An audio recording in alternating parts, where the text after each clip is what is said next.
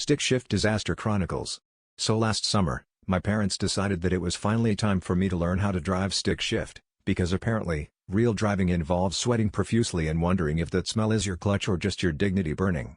My dad, ever the optimist, handed me the keys to his ancient Honda Civic, aka the Stallion, for reasons that would become painfully obvious.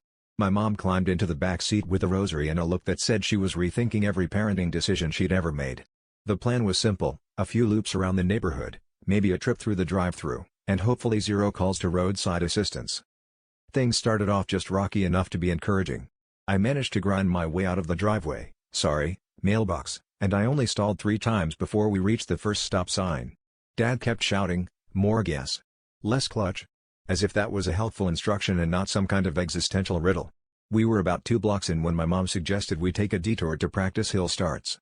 This was a thinly veiled excuse to swing by my ex's house, which happened to be right at the top of the steepest hill in town. Nothing says family bonding like reliving your most humiliating breakup in first gear.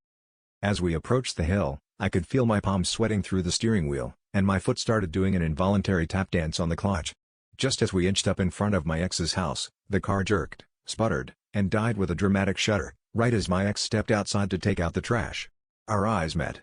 I tried to look casual, as if stalling on an incline in front of your old flame's house was a totally normal maneuver. My dad yelled, "Start her up," while my mom whispered, "Just keep your head down." I, meanwhile, managed to stall 4 more times in rapid succession, each one louder and smokier than the last, drawing a small audience of neighbors and at least one confused mailman. Finally, in a last-ditch effort to escape the scene, I panicked and floored it, leaving a pair of screeching, wobbly tire tracks right across my ex's immaculate flower bed.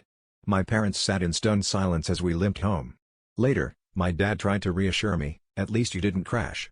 But honestly, I think I made a bigger impact. After all, I may not have learned to drive stick, but I definitely left my mark. And some tire tracks.